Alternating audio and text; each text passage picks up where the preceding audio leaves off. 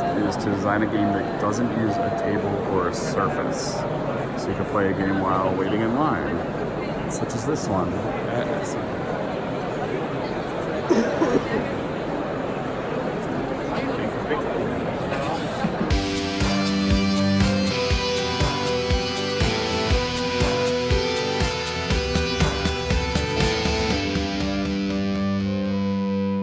September Design Challenge is over. We picked a winner and it was a very awesome experience. So now we're on to October.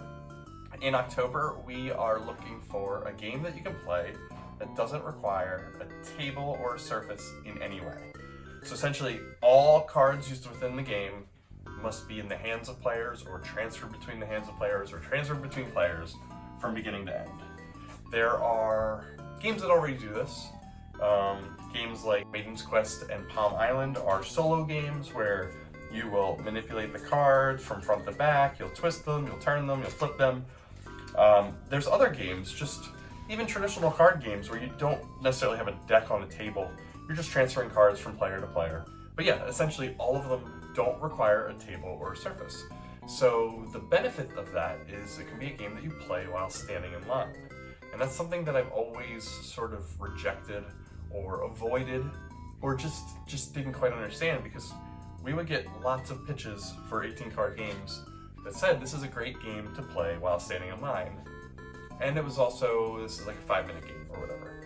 So for both of those, I was always internally responding that I don't think it's a great idea, because I want a game that I can play for the 99.9% of the rest of my life, which is when I'm not standing in line. But then I always turned around to say, if there's a game that you play while standing in line, it should be in our wallet line. I mean, you should be able to carry it in your pocket if it's something you're going to play while standing in line. So, here comes October, where we are looking for that game.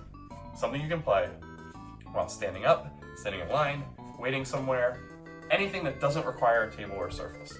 Even you're at a restaurant and your table's covered. You can't play most games, but if you can play one that doesn't require the table, it'll fit this contest.